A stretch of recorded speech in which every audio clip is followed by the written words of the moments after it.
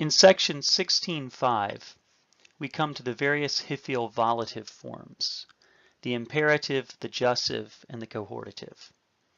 Beginning with the imperative, you will recall that the imperative form seems to be as if one has simply removed the prefix of the imperfect. So in the cow, for instance, in the second masculine singular, we had in the cow the form tick, toll for the imperfect.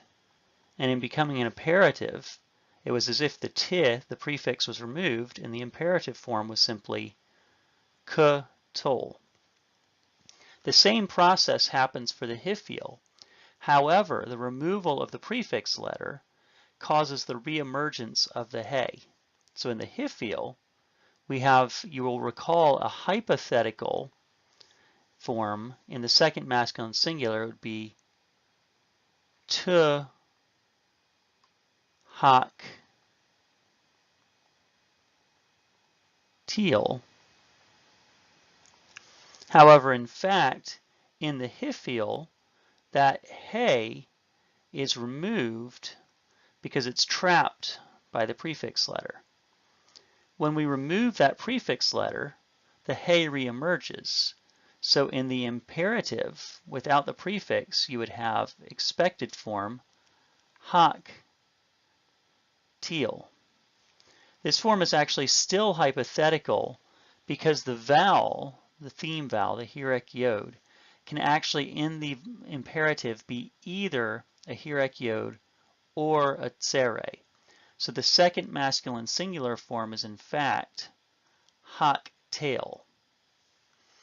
The imperative paradigm then for the hiphil is hoc, tail, hoc, tili, hoc, tilu, and hoc, tailna. As with the other derived paradigms, you need to be able to recognize these forms and parse them, but you do not have to memorize this paradigm.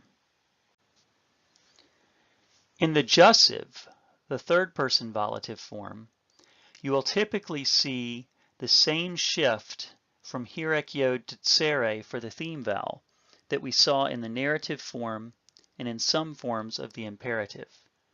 Otherwise, the jussive simply is identical to the imperfect. So you have a form of yaktail in the third masculine singular, taktail in the third feminine singular, yaktelu in the third masculine plural, and taktailna in the third feminine plural.